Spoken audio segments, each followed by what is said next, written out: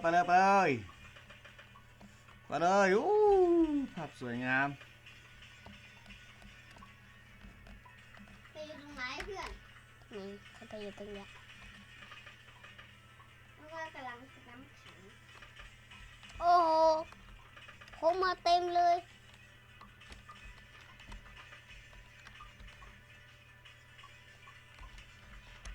ไปแล้วแข็งบ้าน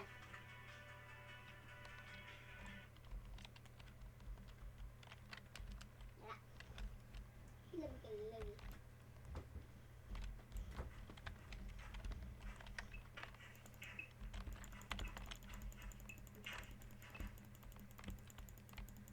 นี่มาถึงบ้านแล้ว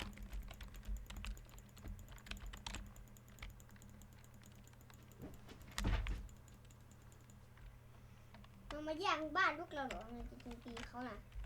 เขาเมื่อกี้เขาตีผม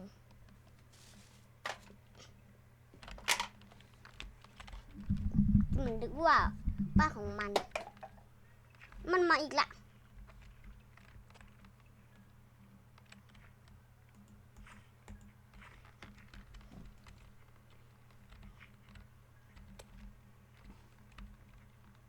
ก็เห็นว่ากูเอาน้ำก้อนมานะเพื่อนกว่าน้ำแข็งมา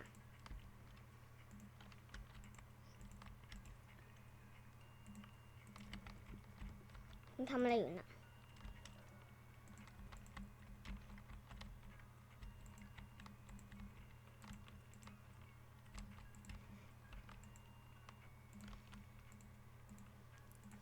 เราจะขายน้ำก้อนว้าวทำไมมันไม่ให้ฉันเข้าไปอ่ะ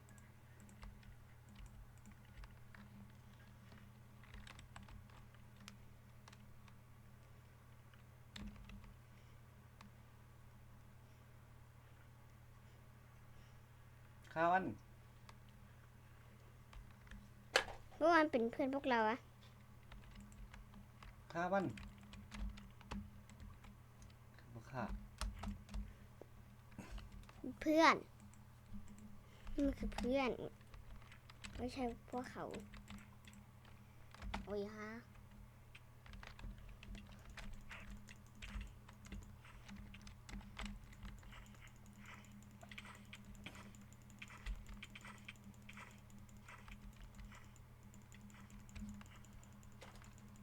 ทำไมเพื่อนกระตันหากันใหญ่เลยนะคุณรู้กูกำลังสร้างหลังคาจู่ๆก็มาฆ่า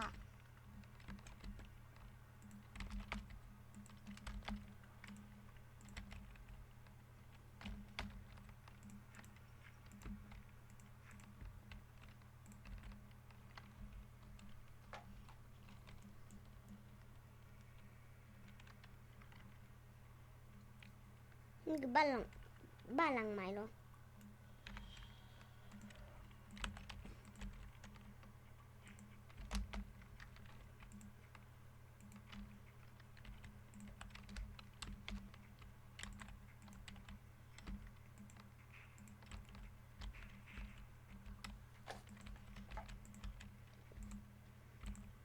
นี่คือเพื่อนเราทำไมกี่ข้ามมันอ่ะ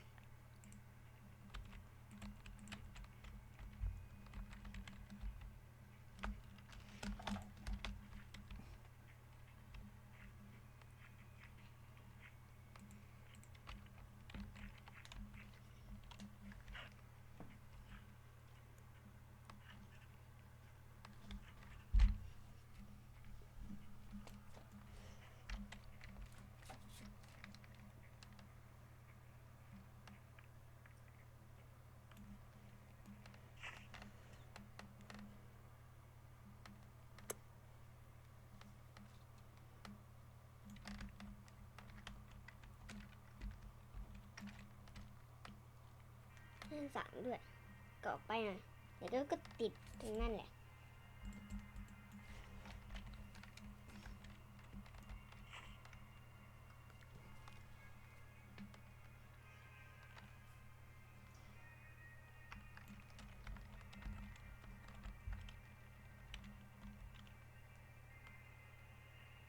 ไอ้บ้านี่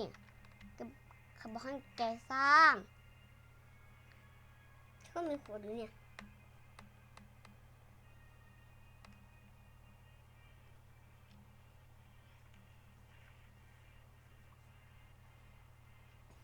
มีเจ้าหุ่นยนต์มาอีกแล้ว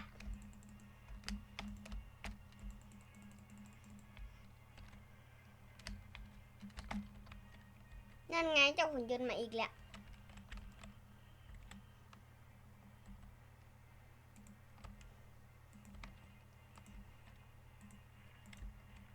เพื่อนแต่ว่าพวกเราไม่มีบันไดอะ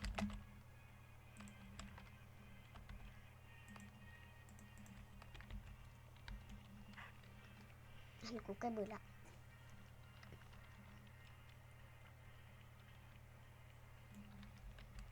ไม่ใช่บ้านนะทำไมบอกว่ามันคือบ้านล่ะ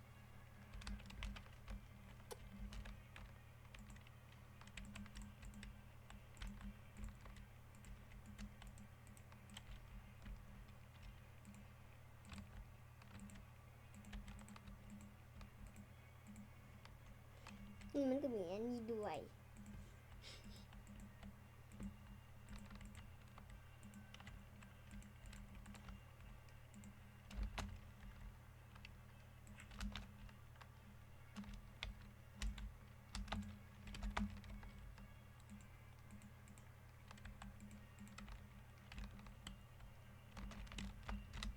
นี่ก็เลยคนเขาเกิดมาช่างมันเพราะนี่คือหมู่บ้านที่กูบึก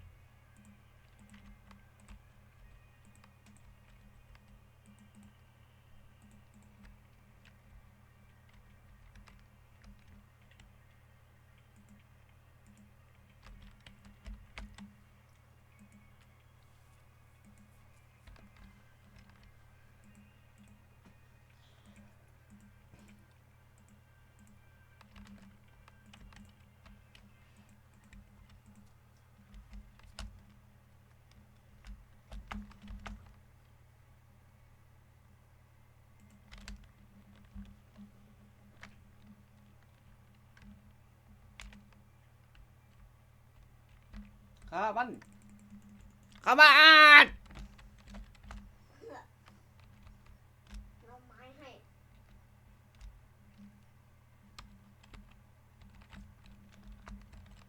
แล่นหนีซ้ำโอ้ยานหลาย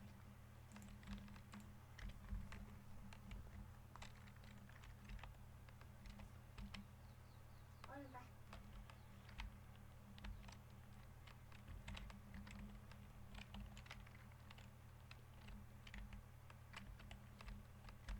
เพื่อนเพื่อนแกดูไว้นะถ้ามีใครเอาแกก็ตีเลยนะอาหารกูใกล้เบื่อละเดี๋ยวกูตายกูยังทำไม่เหนื่อยเอ็ดหลายเลยมึงก็ตายต่อหน้าต่อตากูโอ้ข้ามมันดิกูหนีดีกว่ากูยันมันรักของกู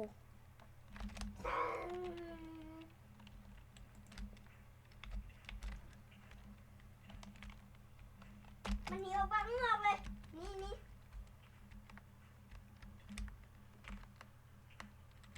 ไปมันตายแล้วเพื่อนไปมา